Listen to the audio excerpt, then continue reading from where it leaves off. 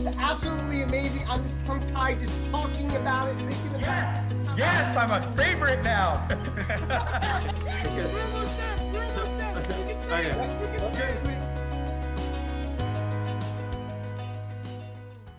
Welcome to the Extraordinary Being Movement, where we inspire you to take action, influence you for change, and motivate you for success. Hi, I'm your host and coach, Len DeCarmine, here with you, and we have a special show today about living life with no regrets. This guy that we have coming on, he's a world traveler, family man. It's going to be absolutely amazing.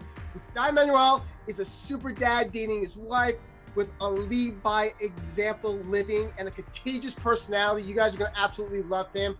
Who's on a mission to positively impact 1 million role models around the globe to lead a fun, fit life through education, encouragement, and community. He is an award-winning digital thought leader, author, and distinguished Toastmaster and keynote speaker, former partner of a chief operating office of a multi-million-dollar retail company, and sought-after lifestyle mentor and executive performance coach. I tell you, this guy is just absolutely amazing. Listen, Dai knows the struggles of juggling and keeping his health and happiness a priority. He models his work after the 5 F's: fitness, family, fun, finances, and overreaching roof of fun. He's built a rock-solid foundation on health, amazing nuggets of wisdom, inspiration. Let's not waste any more time. Dai, welcome to the show. Jeez. I'm like, man, I want to come on and just do the first few minutes, like do it over and over again. You know, like you guys are awesome, man. I love the energy. I can tell that you guys just have fun together. And I mean, that's really what life's all about. And I'm really excited and both honored and excited to actually be here and to connect with you three on some subjects that are near and dear to my heart and part of my story. But I have a sneaking suspicion it's probably a part of every one of our stories, especially all those that are watching or listening to this. This is the hero's journey that we're all on. And I think today there'll be some nuggets to take away for sure. No, I absolutely love that. And yes, we're all on our own hero's journey. And a lot of us, especially this past year, you know, I've been doing a lot of reflecting, and, you know, we're seeing, you know, some of our close friends pass away because of this virus. Our lives are changing in different ways. And, you know, and I love what we were talking about before the show and what you've done. And, you know, we brought up the topic about living life with no regrets. And I think people are doing a lot of reflecting this year, you know, and going into, you know, the new year as well, that, hey, you know, things have to change. Can you share a little bit about your journey and, you know, where you were and where you are now, and kick us off that way today? Sure. Wow. Well, where to begin? Well, once upon a time. No, I'll save you the backstory. Well, I'll give you a little bit. You know, I am someone that's very passionate about health, well-being. Mm-hmm. I've been in that industry, those verticals now for just over 25 years. So really my entire adult life, you know, from the time I was 17 onward. And I didn't come to it naturally, though. I was morbidly obese as a teenager. And a lot of people, when they first meet me, because I'm someone that lives an active lifestyle, and as such, I'm pretty healthy, pretty fit, and people have a certain misconception often, you know, if you judge a book by its cover. So I like to get that out of the way pretty early, because I can really relate. The empathy I feel for people that feel stuck or feel like things aren't getting better. You know, I know at 14, when I was at my lowest, it was hard. Everything was hard. You know, especially a 14-year-old boy, you know, life is challenging enough, but then you throw the hormones in there and gosh, high school and everything else. It just compounds things, either positively or negatively. And so you know, it took about 20 months to really shift and change my life. And, you know, it was either choosing a path of staying as I was, but to be quite frank, I was way more scared of that future than I was of a future of figuring out a way of doing things differently, you know, like, and I think that's really what it often comes down to many of us, right? We come to that path where there's a fork in the road and we're faced with two choices. It's like, we either keep doing what we're doing or try something new. Both are fearful. You know, there's a lot of fear for both, but I was less afraid of trying to figure out how to do things differently than I was of the future potential. And so that was a valuable lesson in my life. and which I've applied a number of other times as I've come to different challenges. I always try to, remember that change is always possible. It's going to happen whether I like it or not, but I like to try to be in front of it, try to have a proactive role in change. And it's both empowering, also very satisfying and fulfilling when you actually start to take certain actions and start to see these positive shifts start to happen, these transformations, these results, which we manifest for ourselves a lot of the time. And I'll be honest with you, I had a lot of help, and I don't want to pretend that I did it on my own. I had great coaches. I had some mentors. I had people that really cared about me and were willing to extend a hand back when I put my hand forward and asking for help. And I'll never forget that. Hey, Dai. Yeah. Hey, Dai, how did you come up with that mindset? It's a work in progress. And I'll be honest with you, Fred, like it's a choice, right? Like, man, I have my down days too. And I think a lot of us have had a lot of down days this year. Things have not gone to plan, to say the least. I remember the first couple months of this year, I was forecasting to have the best year ever since leaving my corporate position. And it was, 5 years in the making. I was like really excited, highly optimistic. And then, February, March happened and I was like, whoa, okay, well, there went 80% of the forecasted revenue I had for the year. I was like, whoa, okay. Then I had a pity party, for a few days. I moped around. I was like, oh no, the sky is falling. But then, because of all the work, both personal and professional development and just that constant trying to improve and develop and really live into who I envisioned I was going to be as I aged, so it's a choice. The long and short of it, Fred, is it's always a choice. I can look for the optimistic side or I can look at the pessimistic side. I do have a bias to be more optimistic. I know that, but I prefer that than the alternative. Sure. And Dai, I got a question for you as well. You mentioned the word, proactive. And getting ahead and getting ahead of these issues and whatnot. Now, in self-development, in my experience, a lot of people are usually reactive before they learn to become proactive. How did your journey go about there? Because I know like the whole mindset where we tend to only do things until things are like the fire under our ass gets hot enough, and then we finally start moving. You're not doing that. What makes you so different? Well, I shouldn't say I don't do that, because there are definitely moments where I've done what a number of us will do. I was like, I could do that today, but tomorrow's just as good, and tomorrow, and so I do have a gift of accepting procrastination into my life at times, and I also know how that makes me feel, and especially those little voices in my own mind that are highly judgmental, are very quick to cut me down. And so I know I don't like that. And so knowing that I have certain tendencies, especially when certain types of pressures, stress, overwhelm creeps in, and I've not done the little things to help mitigate those, like my daily fitness, my movement, getting up for a walk, connecting with my family, just little basic things that really don't cost me any money. It takes a little bit of time, a little bit of energy, but I know if I'm doing these little things every day, the big challenges when they present themselves, they honestly don't seem as big, or at least I'm able to navigate myself around them a little bit more effectively. And so that's what I sort of mean by the proactive approach is like, I know if I'm doing certain things and I do these repeatedly and establish a lifestyle around it, like I've been able to with certain rituals in my life, that even when change presents itself to me, it's like, okay, I knew this was going to come. Maybe not in this form, but I knew change was always in front of me. Because Buddha said it like 2,500 years ago, pretty wise dude, under a tree. It's like, yeah, this too shall pass. And I used to always think that meant the bad things in life, right? Yeah, all the struggles, all the challenges, all these missed opportunities. Oh my goodness. Well, don't worry. Buddha said this will pass. And he's right. Yeah, all these bad things, I'll get past them and I'll keep on living. But he was also talking about the good stuff. And that awareness and mindfulness of being present in the moment to enjoy life for what it is right now, that's what I'm always working on. And so that has been the struggle with the juggle, so to speak, over the last 25 years, especially since I started having kids, because time is that one resource. And I just wish I could produce more of it. Yeah. Dai, I have another question. Yeah. You brought up a morning routine.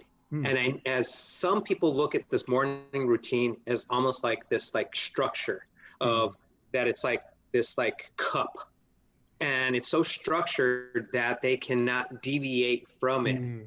And so what do you do on that? Because like I said, just kind of the concept of, is it more free flowing with you? So like, okay, 4:30 in the morning, I'm up, I'm training, I'm out, and then at 6 o'clock I'm eating breakfast or whatever it might be. Is it so structured like that, or is it just more of like, you know, that I need to get this thing done?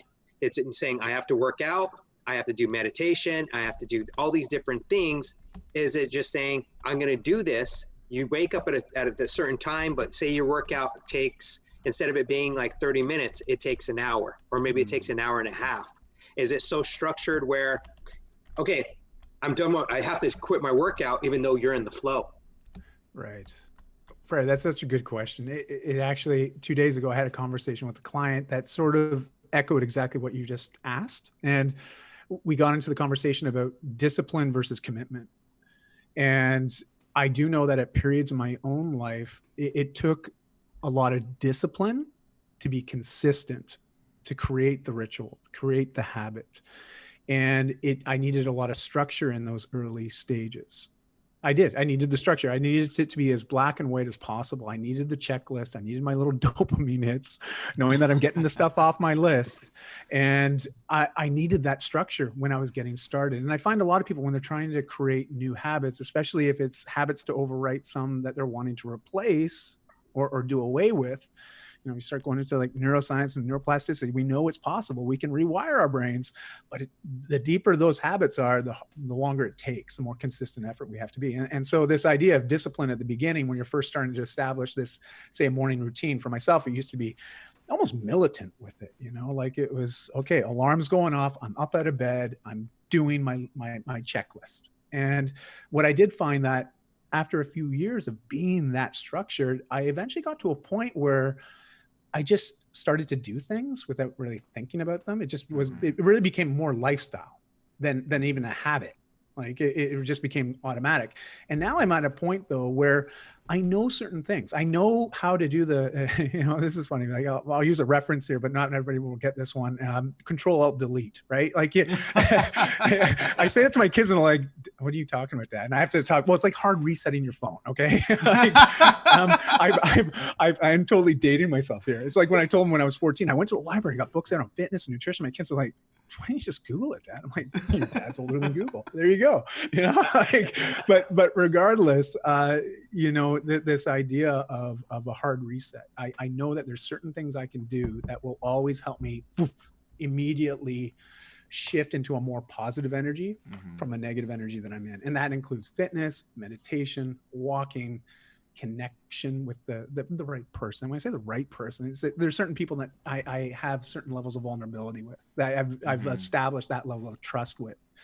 And sometimes being able to just say it. I'm not looking for anything. I'm not looking for any support, but just to be able to say it to somebody without fear of judgment, without someone giving me some prescription for fixing it. You know, just being able to say it to somebody else, that is enough to release a little bit of pressure. And it gets me back into sort of that flow. So in the early stages, I definitely encourage people, maybe you have to be more disciplined. You have to be very, you know, make the checklist and just work through it, trusting that this process will start to create the results that you want to be living into. And if that's not happening, okay, well, back to the drawing board. Let's just talk about one thing, not worry about 5, 6, 7, 10 things you're trying to do every morning. Let's just talk about one little thing. And what's that one thing that, you know, if you do it, will make everything else a little bit easier or irrelevant? You know, the book, The One Thing, that I love that question, right? And I think that is something to ask ourselves, you know, what can I do today that's going to bring me closer to my goals, to the life I want to be living, to that person I believe I'm evolving into? What can I do today? That one thing that will bring me one step closer. And so that's often the questions that I tend to ask myself now. And so I'm not so prescriptive that I try to do everything on my list. I go with how I feel when I wake up in the morning. The other day, I had a workout schedule. I was ready to go, you know, and I got up and I was like, you know, my body's a little stiff. I'm not feeling like I want to go for a workout. So I pivoted and I did a little yoga workout at my home, just did a stretch session, felt great for it. Then I did some reading afterwards. Then I went for a walk, so I pivoted based on how I was feeling. But again, it was still producing the same sort of result that I was looking for, which is that grounding, that feeling like I'm doing something for me, and showing myself some self-love, as they say, if we want to get into some of the buzz terms out there, right? Like it's those self-care rituals and the self-love. Yeah, for sure.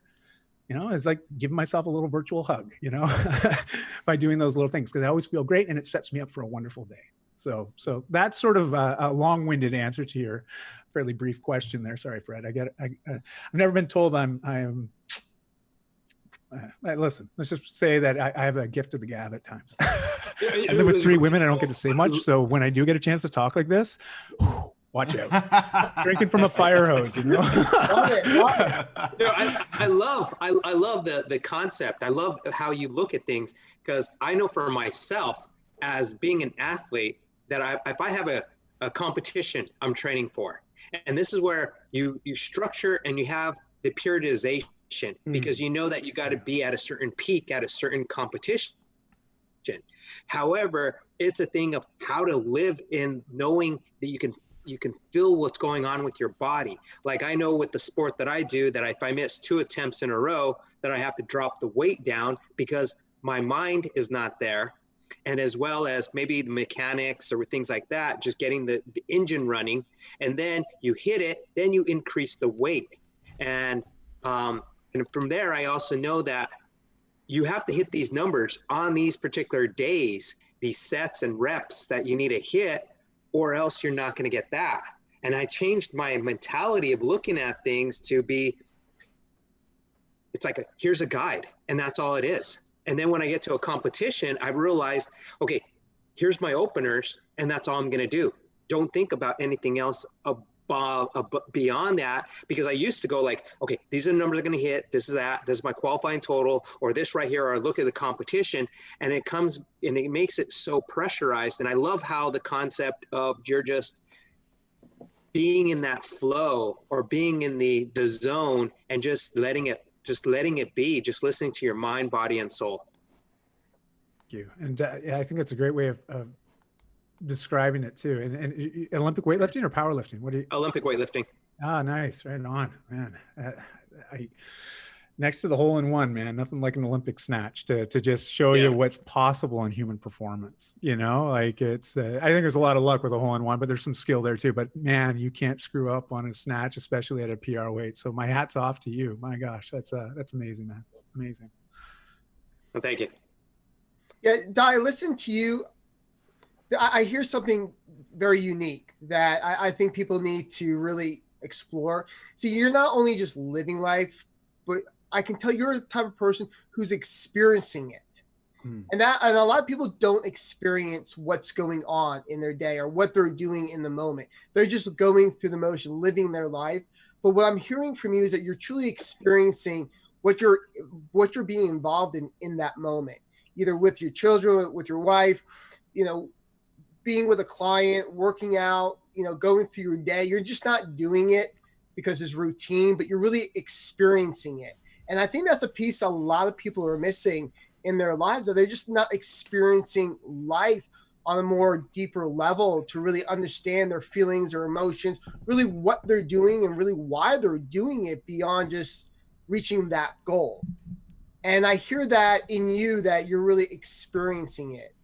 So I just wanted to point that out to you, that's fantastic. And I think a lot more people need to do that so they can live their life with no regrets, because doing the action is one thing, but really experiencing it and really exploring your emotions and understanding it is a whole different concept and realm that people are missing out on.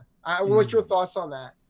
Well, first of all, thank you. It's very kind of you to make that observation. I certainly feel this last year has been different. So hearing you say those words and thinking about some of my habits that I have now that aren't the norm for me, I got to admit to you, I kind of feel like, do I feel that that's a fair description for who I am right now? And I think there's moments where I still live into that, but I have to be honest with all of you, this year's been weird, I've noticed myself. uh, I do a lot of men's work, and it's something that I've embraced because I don't know, the last few years especially, and after my father passed, I realized I didn't have a lot of close male figures in my life. You know, I always looked at men as competition, always. You know, and so being vulnerable with another man, no, he'll use that against me. You know, no way, I can't do that. No, I don't trust you. I may say I trust you, you might call you a friend, but I don't really trust you. You know, and I realized that I just had this habit of just instantly judging men, you know, without even knowing them. Sure.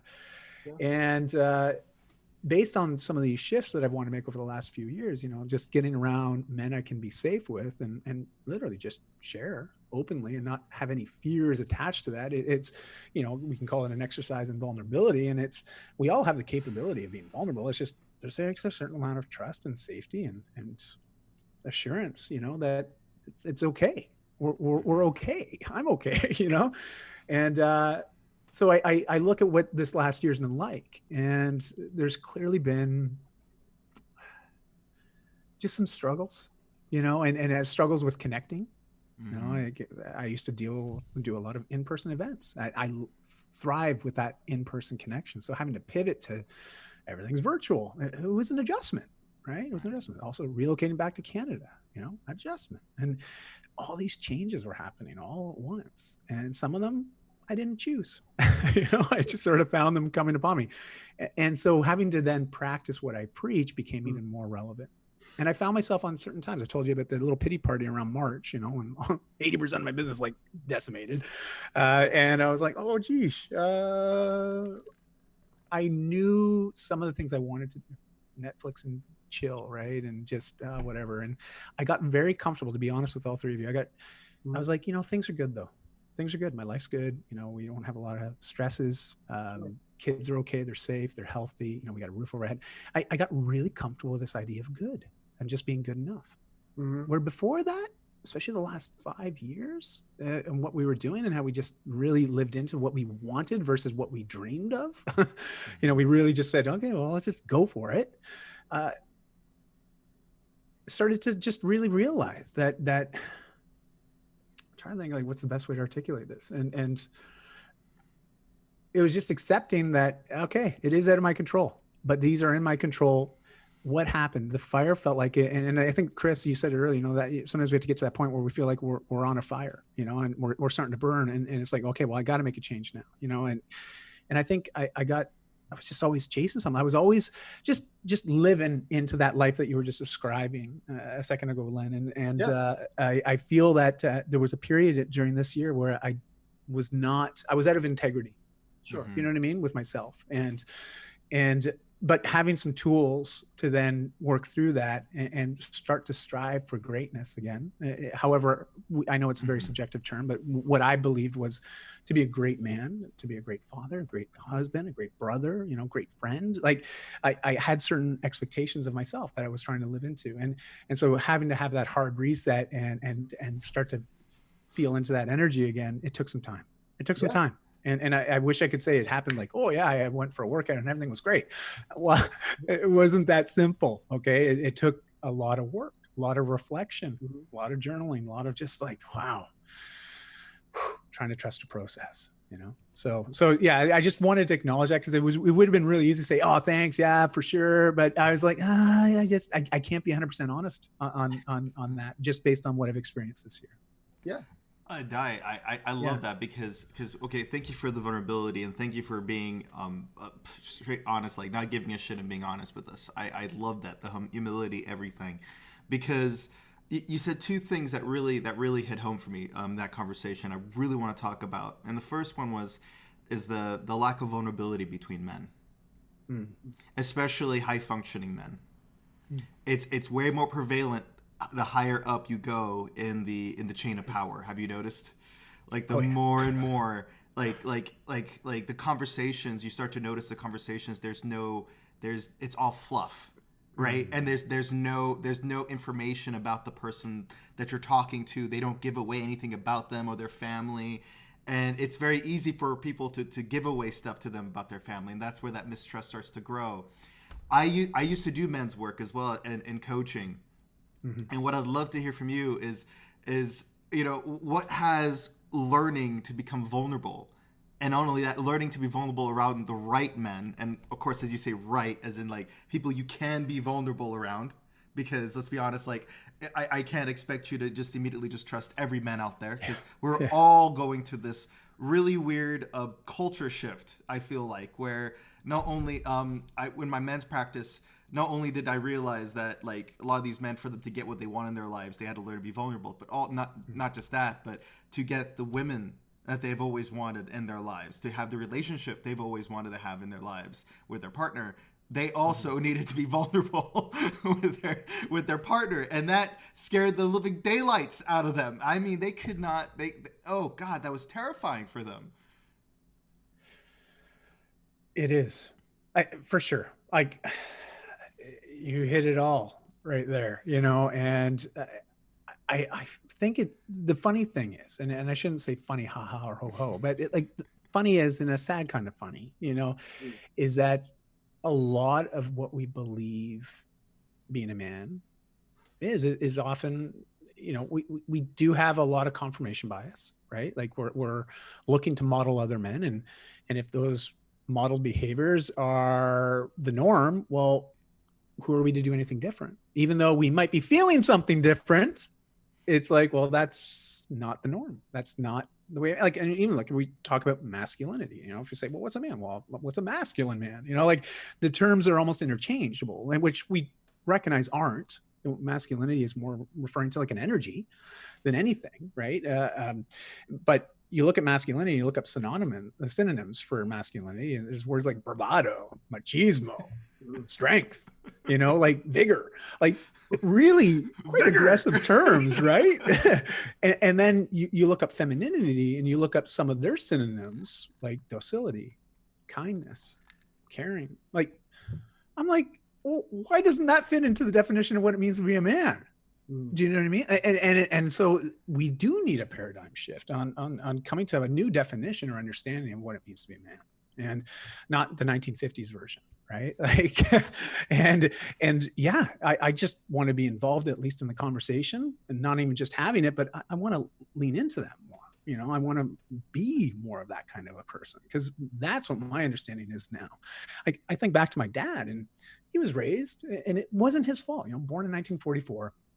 He was he had 4 older siblings, but the closest in age was 10 years older than him. Just to give you an idea, he was an oops, and post-war oops, and so he had all his older siblings pretty much out of the house, so he grew up more or less like a single kid, and he was babied, But also on the same note, there was not a lot of emoting, like there wasn't a lot of like caressing or hugs or saying, vocalizing it, like I love you or anything along those lines, especially from his dad and even his mom.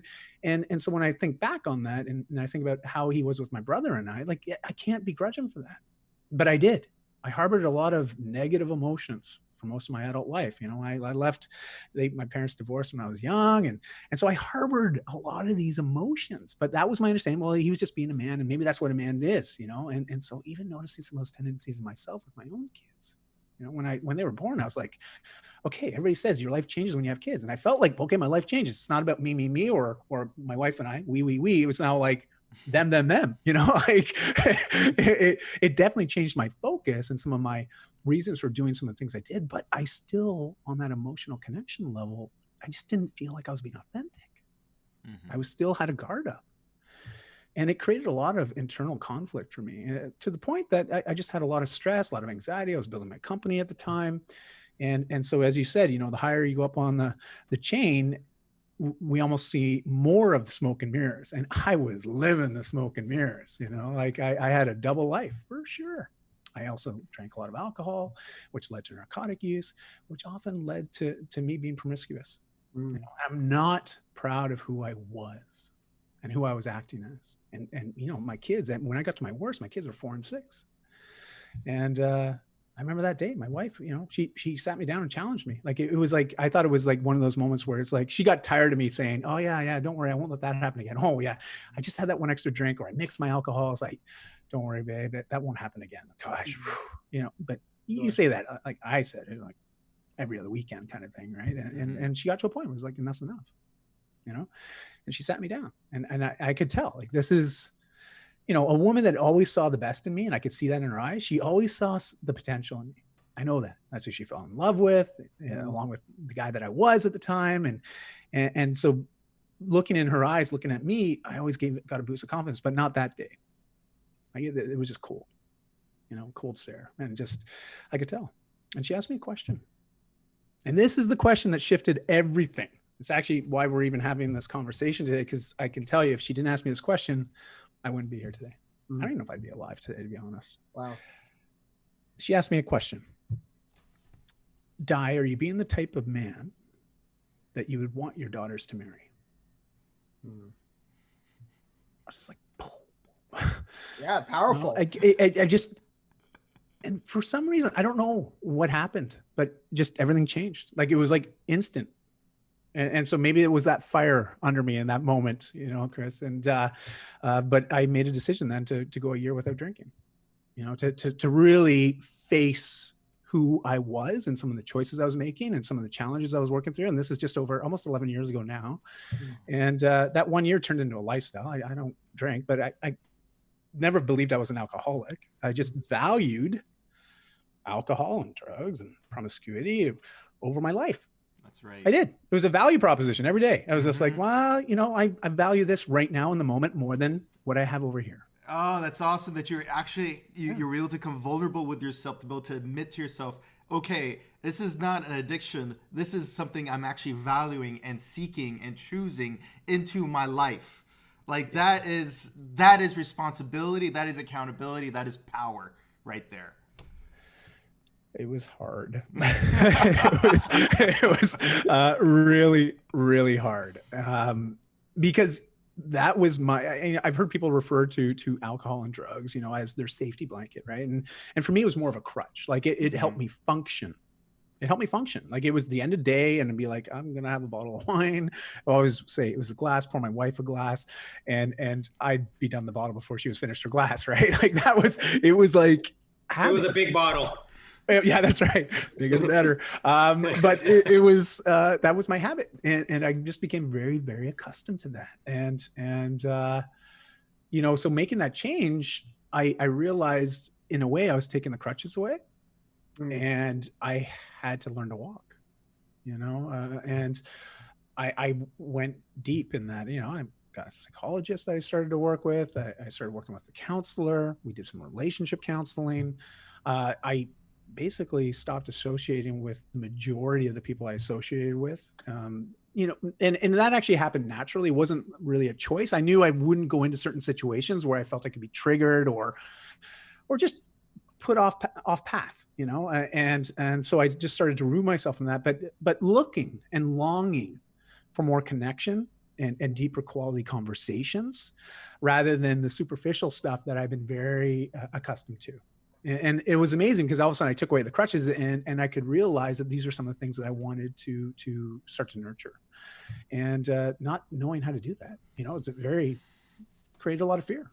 But I was more afraid of the other idea of losing my wife, losing my kids, losing the life that I had built to that point, you know, and I was way more afraid of that than the idea of, well, let's go figure this out, Dai. You can get through this. You know, I mean, 14 years old, you overcame morbid obesity. Like, you changed your life. I mean, why can't you do it again? And so that's where I really started to reflect on things that I'd been challenged with in the past. And again, just sort of embraced the process and trusted that I could do it. And, but fortunately I had support too. And I like to let people know that, you know, like, there's always support out there. And I did feel alone at times, but I didn't feel lonely. And I like to really specify that, you know, because I think a lot of us these days do feel a bit lonely based on that disconnect. But there's always an opportunity to find a community, find someone to connect with, and whether it be through digital means or in person. I mean, I look at what we're dealing with now, and digitally we can connect with people. So that idea of being lonely, it's a choice more than anything. And so yeah, that was, and I just want to close with this little piece on that story to close the loop. Like, I embraced vulnerability that day. You know, I said, I'm going to go a year with no drinking, and I'm fully committed to my family, and really I'm fully committed to myself and making some changes. But there was also a condition there where I had to have absolute honesty with my wife on all past transgressions. And she demanded that. And to be honest, she deserved it. Sure. That was really hard. Coming clean on everything, all the crap that I'd done for pretty much the entire time we were together. Wow. But it allowed us to start fresh again. I mean, she's a wonderful woman, and it took a long, long time to rebuild my trust, for me to rebuild her trust in me. Sure. And but it every day, fight for that. So, yeah. Wow, very beautiful, very, very, very touching, because coming from a man who's divorced and kind of hearing that what your wife said to you kind of made you go down a one path, because you could have been divorced. Yeah. She could have just said, started acting differently and just ignored you and not really putting you in your place to step up to be that man, the man that she intended you to be, the man that she fell in love with. So that's a thing where it's like very powerful for her, because all she's doing she was elevating you and her and the family. So that was very beautiful of what she did right there. I have a question for you, because you have a lot of wisdom, and I'm always wanting to find out how a person thinks and wanting to find out about, because of this life experiences you have. So what life experience that you can give to us and to our viewers? Well, there's one experience, and I love that difference between wisdom and knowledge, right? Like, I always think about it like a tomato. It's like, well, hey, what's a tomato? I ask that to people, and they're like, oh, it's a fruit. I'm like, great. You learned something in grade school. Awesome. And if you don't know that, it's okay. I didn't know it either. But it's general knowledge, but wisdom's knowing not to put the tomato in a fruit salad, it's that sort of practical experience that we gain just by living. And I've had a few big lessons, and one came from you guys are all coaches, and being NLP coaches, especially, you probably heard the term, reticular activation systems, right? Yep. Like, that idea of just getting our subconscious to start seeing things that we want and helping us notice them more. And I've always believed in meditation and mindfulness, but I always struggled with the practice, to do it consistently. Like, sitting still is just challenging. Clearing my mind, I'm like, man, how does this work? And I used to admire people. I'd watch the Karate Kids. I'd read up on Siddhartha, Herman Hesse's Siddhartha, and I'm like, oh, I want to be that guy. I want to be like a Buddha. I want to be an enlightened one. But I just struggled. And I remember I hired a coach, and this is a couple of years ago, and he had just done a Vipassana, a 10-day silent retreat, where you basically just learn a practice and you go inward, right? Like, we spend most of our time focusing on everything that's outside of us, but this is like 10 days of just turning the focus inside. And I was like, man, you're crazy. There's no way I'd ever do that. That's like nuts. No. And I just remember being like, that's great. And he was the way I remember, I hired him just before he went, worked with him about a month. Then he went away, did that thing, the 10 days. And then he came back, and I remember I was having that first coaching session again. And I was like, who is this dude? Like, I was just like, it's like I'm talking to Yoda. Like, what's up here? And I was just like, wow, that's a big shift. But he just seemed so much more calm and just sharp, but focused. And I was really impressed. And I was like, okay, well, maybe there is something to this. But then I just sort of pushed it off. No joke of a lie. Over the next 3 weeks, I had 2 other conversations with people that I respect greatly. And they had recently, like within the previous 6 months, had Vipassana experiences as well. And I was like, all right, okay, clearly I am meant to do this. As much as I was like, I don't know, this is really intimidating. So I did. I registered for one. Went to Thailand with the family. We had a little trip, and we stayed in Thailand for about the first week together. Then I went off. They flew back to our place in Bali. I went off to the Vipassana Center for 11 days. And just to give you an idea on this, they take everything from you. Like, they segregate men and women, go to each side. And of the men that were there, and there was just a little over 50 guys, And you hand in any electronics, any writing utensils, any books, like literally. And you then take upon a code of silence for those 10 days, and you're not supposed to make eye contact with people, no human contact, no exercise. Like it's literally 4:30 in the morning till about 9 at night. You're having a number of sessions of meditation, one meal a day, vegetarian based meal. And so it was, wow, okay, this is intense. And in the first few days, really, really hard. Like just sitting there, like my body, it did not want me sitting there. My mind was like, this is dumb. And I started feeling aches and pains, like even old injuries I hadn't felt for years started acting up. It was like my body was revolting, like revolting me and my effort to try to just still myself. It was so agitated.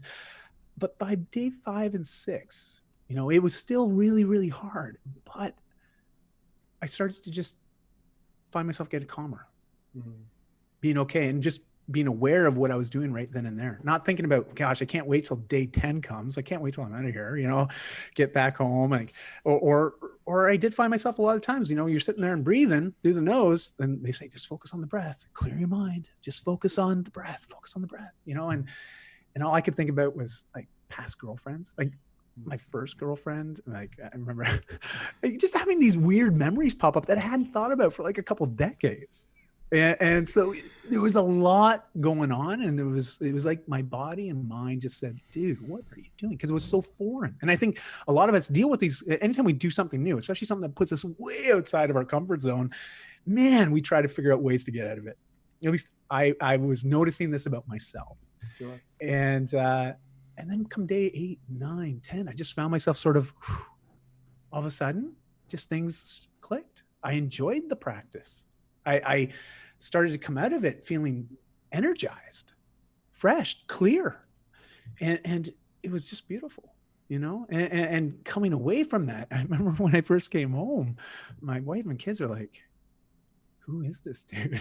Like they were just like, especially my kids are like, Dad should do these more often. They were. My youngest is like, oh, I'm really digging on Dad right now, man. Because the normal things that they would do that just, just little things that can sometimes trigger us and get us irritated. And so sometimes they would do certain things, and it would be stuff that I would be like, what are you doing? Like, come on, don't do that. And here I was just like, all good. Like I felt like, sort of Jedi mind trick, so that's how but it was honestly one of the most, pardon the use of the word, but it was a very enlightening experience, and probably one of the most enlightening experiences I've had in the last 20 years, besides my children being born. Those are pretty special moments, and definitely shifted my understanding and my perspective of the world. But this was something for me. This is for me to go inward. And ever since then, I just have a different perspective on life, and I have a different appreciation for meditation and mindfulness and how I can fit it in and integrate it to my life. Now, I don't meditate 2 hours a day like a traditional Vipassana. Right. Exactly. What the basics are, the standards are. And I don't have a 2 hour a day practice. I'm full honesty on that one. But I do have a daily practice. And I'm someone that prefers walking meditation. So I like to be moving. I've realized that. And so walking, Spotify, there's some great playlists, some chanting or whatever, get something that's sort of just that allows you to just calm the mind. It's almost like a white noise, and then just focusing on my weight under my feet, just focusing on my breath. And I come back from those walks feeling jazzed, feeling energized, and similar to what I was achieving through the Vipassana. But the 2 hour a day, I struggled with maintaining that. I had about 3 days after the Vipassana. I maintained it. I was like, there's no, it's okay. I accept this. It's not applicable in the first world. I don't think it works here. It's just hard. Yeah. 2 hours is we only got 24 hours in a day, and you live in the modern world. 24 hours ain't enough. And when you extrapolate that, right? Like those 2 hours is like a month of meditating a year. Yeah. It's a month. You know, like people used to ask me, because I had a side hustle that I developed, which gave us the choices, 5 years ago, for me to leave corporate to us to sort of say like, okay, let's go try this new thing. Let's be a full-time family. Let's reinvent ourselves to fit the things that we really want in life, instead of waiting for it. Because we kept saying that. I was the guy that would be like, I want a little bit more money in the bank. I want make sure we got this taken care of and this. And when that's all done, then we'll do that. And I found myself doing that all the time. Right. And sorry, back to what you were just saying. Like it came to a point where I was like, oh man, an hour a day, it's amazing what you can accomplish in a year with just 1 hour of focused energy a day. And if you take 2 hours, it's like, whoa, double the effectiveness, and so that for me, compounding my time in a positive way was something that I learned, a long time ago. And so the Vipassana piece was very impressive, but I found very hard to sustain. What are your guys' practice? Do you have a practice around meditation or mindfulness? I'm just curious. I cheat. Oh, nice. How do you like those, by the way? Oh, I love them. I actually used to suffer from insomnia in military school, so it was whole go life all the time, and no nonstop type of life.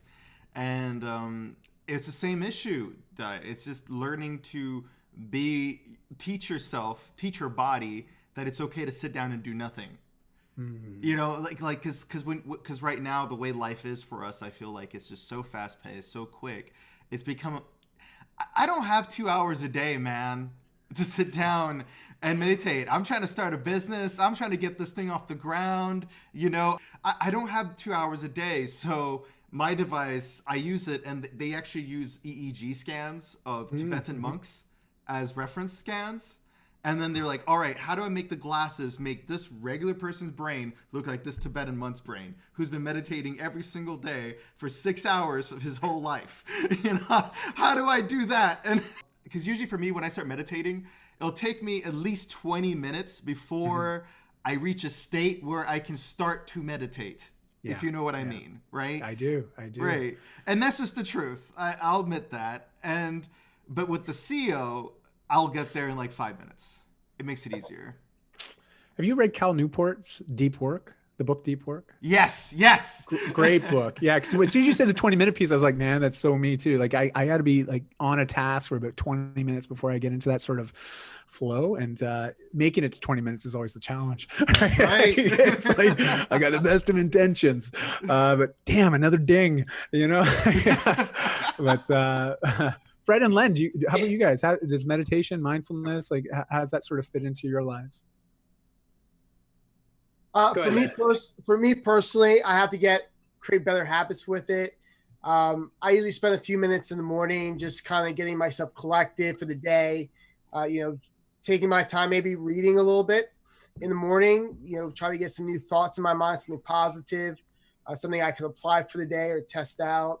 And that's kind of what I do right now. I would like to get into more meditation, really sit down and focus for 20, 30 minutes in silence and just sit there and be one with myself so I can really get in tune.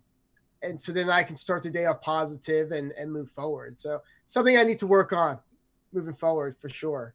Love it. I love it. It's always a work in progress. That's all our lives are, I think. So yeah, super cool. What about you, Fred? I mean, I imagine you must have to have a lot of visualization work, especially for Olympic lifting. My goodness, it's such a precise sport. I imagine that comes into play somewhere there. Only for competition. I'll visualize in the competition where I'm at. I'll go to the venue, see where I'm at, visualize myself, visualize the crowd, visualize from different points of perspectives, from my point of view, from a third person's point of view, that type of thing. In terms of like my meditation, it's more of I wake up in the morning and I'm in this alpha state already, and I'll go ahead and start writing. So I have a book that I'm writing. I'm doing like 365 days. And then so I'm doing a small little, like, it might be like a quote on something. Maybe it might be like a quick tip. I'm just looking at it as like a guide of being Zen type of thing. And just whatever information that I can give to other people, because it's also my guide that I can go back and saying, look at this information, like, okay, what day was that? So I can rehash it in my mind, because sometimes we have being overloaded. The other thing, what I end up doing is I'll listen to positive motivational stuff off of YouTube, and then I'll work out with it. So I'm getting a reinforcement of feeding my mind with some positivity and some self-development, using my time more efficiently, and just getting out, and just as well as I have the glasses too, but I haven't used the glasses like I used to, just because of the nature of, I feel like I'm go, and then I'm also realizing I'm wasting a lot of time, because that's what when I asked you that question about the structure, because I kind of feel like I'm moving like water, but I'm also not being contained like a glass, whereas I feel like the glass is the structure. Oh, interesting. So I have one question I wanted to ask you, because I know in the conversation we're having earlier, I wanted to find out, because it goes back to what we were talking about before, is about living life with no regrets. And you mentioned your father passed away from pancreatic cancer. And I know that, and then you also mentioned that he had his second wife, your stepmom, and he was out and about. And so he died in his 70s. And you kind of look at it as saying, he still had some life in the tank, and yet this pancreatic cancer kicked him in the ass. And it's the same thing with my father. My father, when we found out that he had pancreatic cancer, the doctor said he had 6 months to live. It actually turned out to be 6 days. So you kind of look at it as living with no regret and that type of thing. And especially right now, when you're dealing with this virus that's out there, of living life with no regret, because that's what ends up happening. Some people look someday. So I wanted to get your opinion. Wow. Well, first of all, I'm sorry for your loss. It's, gosh, 6 days after getting, I feel very grateful. I had, we had about 6 months to be with him. I had just quit my career. My wife had quit her career. So we actually were in a position where we could spend that time with him. And I'm grateful for that, that I at least had that window. And pancreatic cancer is just an awful cancer. Not that there's any good cancers, but it's just such an aggressive one. And so Fred, thanks for sharing that. And I'm sorry for your loss. And it was, my dad was a great guy, like he was. Everybody liked my dad, like super kind, like just very generous, very, wasn't an outgoing guy. Like it wasn't like the guy that would be the life of the party kind of thing. But when you have a conversation with him, there was so much thought put into it, and he really was always present, and I used to always appreciate that about my dad. And built his own practice and did it very well for himself. And got to that point in life where he was like, okay, well, I'm going to hang it up. And him and my stepmom they often travel a lot. Like he had a great lifestyle too, but now he was like, okay, well, I'm done. I don't want to work anymore. So sold his business. But then shortly after that, it was like, oh, type 2 late onset diabetes, it's like, oh, okay, well, there's a warning sign, and then it was like pancreatitis. Oh, another warning sign.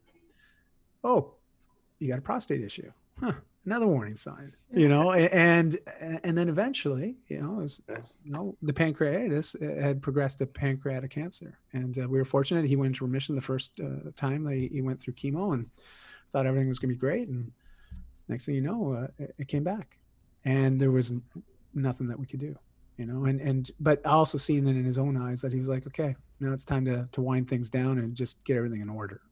And so that was a really hard thing to see, my dad being the strong guy that he was, 6'1", 185, 190 pounds all his whole life. So he was a fit dude, but not, I would often say skinny fat, he had his periods, right, of time, and like just rum and cokes at times. And so there was definitely certain aspects there, but to see him shrink away, and just going through that process and being there and present with him, it was a big lesson for me.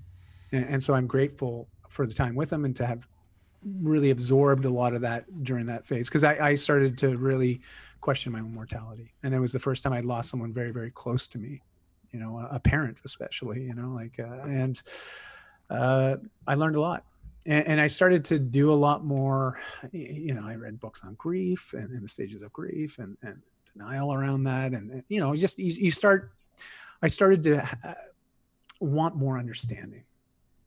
And I came across the work of a woman by the name of Bronnie Ware. And she was a nurse for end of life. She would often tend to people when they were sick and on their final days, or months. And so, my dad was in a hospice during that final week. And it's a very challenging environment to be in. You're surrounded by death and sadness and remorse. And yes, what Bronnie Ware noted, regret. She had a great bedside manner. She took it upon herself to have conversations with these people and would often ask questions. Is there anything you regret not doing in your life? And what the foundation of her book and ultimately her TED Talk, she speaks to these 5 common regrets that almost every single person had one, if not all of them. So you can imagine this. These are people at their end of life. And what they're thinking about are these regrets, these things that they really wish they could go back and do. And I'm like, wow. You guys want to know what those are? Okay. Yeah. I wish I hadn't worked so hard. It's like, oh man, okay, I get it. I wish I'd had the courage to express my feelings. Thinking about what we were just talking about vulnerability, right? And just being able to even say what we want. Sometimes we're so, I know myself, I'm just afraid to even express what I want sometimes. Fear of judgment, fear of someone saying no, rejection. My goodness, I wish I'd stayed in touch with my friends, right? That connection. I wish which is the other one? Sorry, I wrote them down here just because I thought this might come up. I wish I had the courage to live a life true to myself, not the life others expected of me. Yeah. Boom. But this last one always hits me the hardest. I wish I had allowed myself to be happier. Because it implies that happiness is a choice, right? And it is. It really is. My wife's hilarious. The way she delivers it's you guys are in NLP, so you know about that pattern interruption, and so when she sees my kids or myself, and we start acting out, or she can tell the tension's rising. She's like, choose kindness. But she says in this shrill, shrieky voice, was kind of a smirk, but it is just like instantly, we're like, okay, we can't help but smile, and we feel the energy shift right away, and it brings the tension down. And so it's funny that choose kindness, choose happiness, that's all I think about when I think about that last one, that last regret. Because then you look at Dan Buttner, who did all that work with National Geographic, the blue zones, you got people living into the hundreds, they're thriving. Yeah. They're kicking ass, taking names. Yeah. Isn't that weird? We've got proof on both sides. And that's why I say, I realized I had a lot of biases, and I would seek out proof for whatever the bias was. Right. And so just knowing these things about myself, especially over the last 5 years, it's just been a constant exercise in self-discovery, and then also recognizing where I have a lot of room for improvement and then just doing a little bit every day, trying to improve on it. But those 5 regrets of the dying, I do highly recommend people check out her TED Talk by Bronnie Ware. And if you're inspired by that, her book's great. It goes into a lot more detail. And it's just, you can't help but shift your own perspective once you know about it. As soon as you hear about that, and as soon as you do some research on the blue zones, you can't help but say, man, I've got 2 paths in front of me. I'd rather be 100 plus, kicking butt, connecting with my family, my friends, feel like I got a good sense of purpose and living a lifestyle that allows me to thrive at that age, versus being those people that maybe regretting a number of things that they just didn't do when they had the chance to do. And so that's, anyways, long loop there, but 5 regrets of the dying. Dai, we have absolutely loved having you on the show today. Unfortunately, we're coming to the end here, but you truly do have a contagious personality. You've been an awesome guest with us today. You've shared so much wisdom, wealth, and knowledge, and we truly appreciate you. You truly are an extraordinary being, and living that lifestyle to inspire others, which is absolutely beautiful. So thank you so much for being here. If people want to connect with you, what would be the best way for them to do that? Well, it's the one, you think about my name, right? I'm sure people are like, Dai Manuel. Okay, that is different. And Dai is actually a Welsh name for David. Sort of like, you have Robert and Bob. And so David, if you were in Wales, they spell it really long, not like we spell David. And the pet form or the shorter nickname form is Dai. So my real name's David, but my dad was a David. So to keep the confusion down, they called me Dai from the time I could understand that it was my name being said.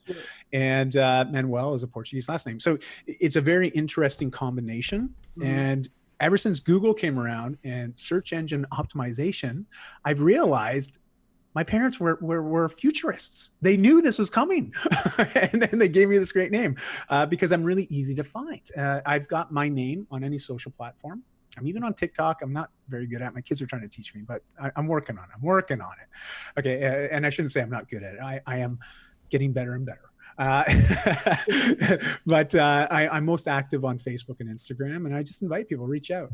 If you like, I've got lifestyle resources at the Yin Yang on my website. I've been contributing content on that in the form of articles, long and short format, for 14 years now. So there's about 1,500 articles on there. And I tell people, dive in, lots of free resources and nuggets. And like anything, it's great. If you can take something away and apply it to your life, just ping me. Let me know that I was able to at least hold a door open for you to walk through a little bit, because that's what makes me sleep really well at night. It makes me feel very fulfilled on my mission to try to help people become great role models for those that are around them.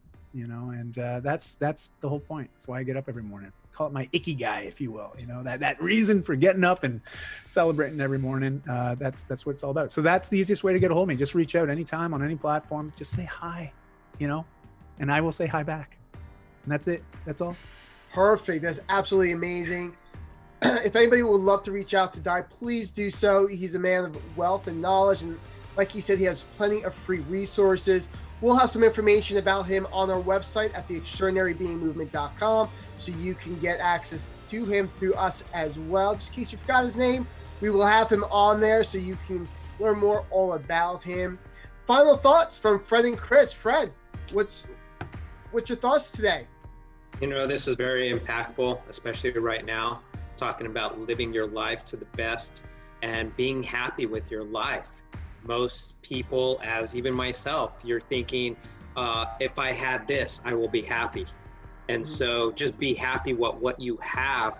You're breathing, you are not pushing up daisies. So enjoy what you have.